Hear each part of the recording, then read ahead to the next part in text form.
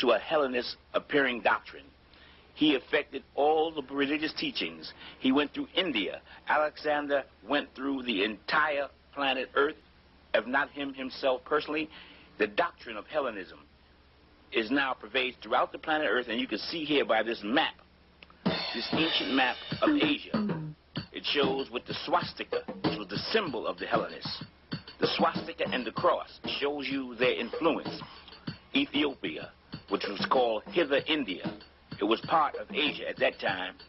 They separated it from Asia, and they show you the cross. Where you see the cross and the swastika is where the Aryan doctrine, the Hellenist doctrine, the doctrine that sent people to hell, where they were influenced, where they had the strongest influence on the planet Earth. They were able to destroy all the true teachings. There's no one who has the 100% true teachings that's able to come out with the true teachings on the planet Earth today, because they have a penalty of death for them. This is further India, Cambodia, Sambo Judasia, the land of the descendants of Sambo, the original man. You see the swastika. The Asian religious teachings has always been under attack. The European Hellenists went from one part of the earth to the other with the primary objective of sending the people of earth to hell. The Hellenist swastika, that's what that means. They have the cross too for Christianity, the distorted teachings. This was started 4,000 years ago. This map is from 2,000 years ago. This book called the Book of God, I will explain to you what this book is about a little later. But right now, I just want to show you that what's in this book. It says the plain truth is that not a single sacred volume of the past is free from corruption. This book is explaining to you that all the religious documents in the West are corrupted. The Emperor Nero, they murdered his mother for divulging the secrets. It's punishable by death to speak of the true teachings of God. They killed Nero's mother for doing it. It's punishable by death to teach the Negro, the American, the Afro-American, anything of the truth of God. To disclose this would be punishable by death. There is a contract out for teaching the true teachings of God. The Negro does not know this. The people of the present are ignorant like the people of the past. This book explains to you how they set up death as a penalty for teaching the truth. Death was the punishment, and the priests, the head of the church, were the murderers. They would kill you. They had a vested interest in teaching all the people lies about God. And the priests were the #1 murderers. The Negro doesn't know this. The apocalypse, the revelation, was death to divulge.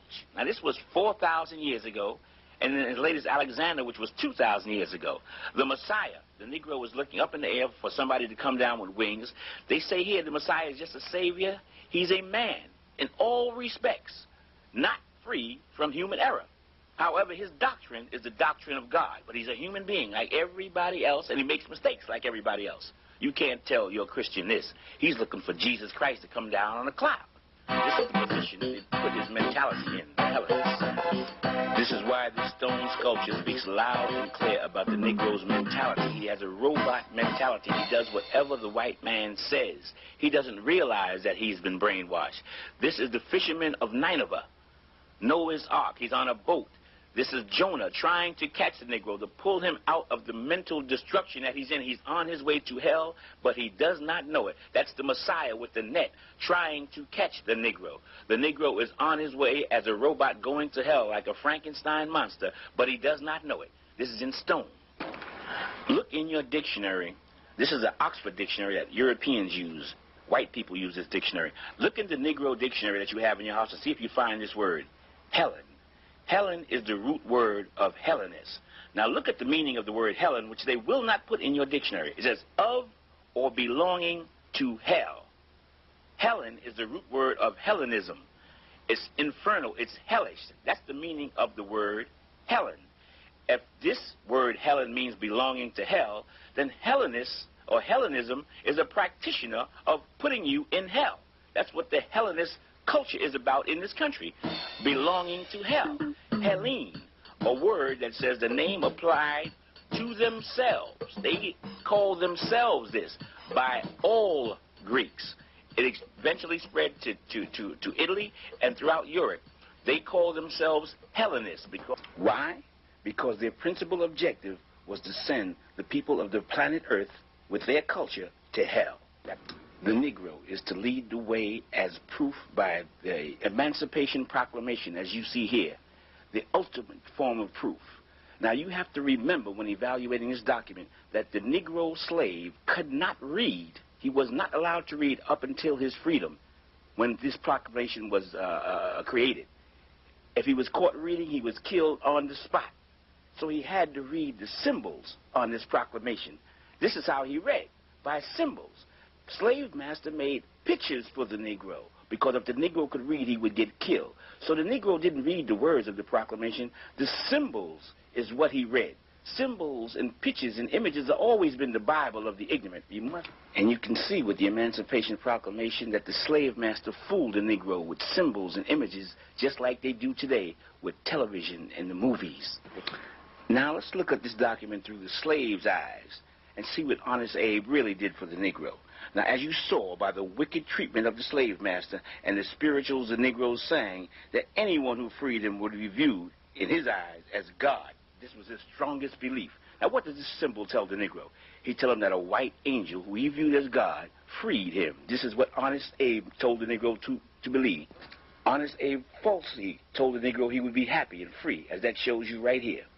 Again, Honest Abe tells the Negro to take your babies and make them love this white angel that freed you. This is the message to the illiterate slave. Honest Abe tells the Negro that he's going to get paid money. He never got paid during slavery. That was free. Honest Abe told the Negro with this picture he's going to have a beautiful home. The Negro was living in a shack at the time. With this picture, Honest Abe reminds the Negro that he's the one that gave him salvation, that they should pray to Honest Abe. This is what the illiterate slave saw. He told the slave that his children would get a wonderful education. That's what he promised the slave. That's the way the enslaved interpreted it. But he told the slave, you're going to still be working for master. Now, he wasn't going to lie about that. You got to work for master. And he reminds the Negro again to teach your babies to love the one who freed you. That's God in the slave's mind. This is the symbol of the 40 acres and a mule, which you never got. Now, let me see if I can unlock your mind when you see this picture. Notice the devil has chains. Why? Because the slave master knew that he is the devil. But he changed his appearance, and the Negro's brain was so devastated he couldn't figure this simple one out. The slave master was setting you free because he achieved his objective. And the objective of slavery was to send all Negroes and future generations to hell. You couldn't see it in 1865, but you could see it right now. The nigger, the serpent. They associated him with the devil to make you think the serpent was evil. But that's you. N-A-G-H. The Africans of Asia, the serpent gods. That's who you are, and that's who they show on the Emancipation Proclamation that was in slavery. But your mind was locked, and this is the serpent, the dragon, the nigger in Asia, the same symbolism. He knew it all the time. In ancient Egypt, these are the people they're talking about. You, the nigger. They programmed you to go to hell. The divine tribe, the divine people who would be enslaved in hell in America. The nigger, the serpent gods, your ancestors, were enslaved, their people, in America, and it's on the Emancipation Proclamation. You couldn't read it in 1865, but you can see it right now. Look at it. A 1993 slave could read this one. This is the teachings. Small portions of the Africans of Asia, but let me move on. The symbols on the Emancipation Proclamation tells you what the Negro agreed to. His mind was already devastated. That's his sacred sanctuary is the mind. He agreed to submit completely to the white God and white belief because he couldn't read nothing. Nothing here could he read. So he agreed to go to hell unknowingly by following this image symbolism that's on the Emancipation Proclamation. The slave didn't know it, but he made a pact with the devil to go to hell. More than 4,000 years after the truth has been devoured, here comes the Negro on his way to hell, and he's not walking, homeboy, he's jogging.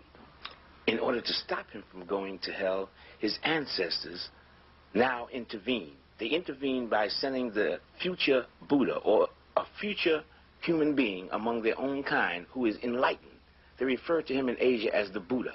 This is the way his ancestors intervene to awaken him to that which the slave master has done to him, which he does not know. And this one who comes teaches him the truth. That's why they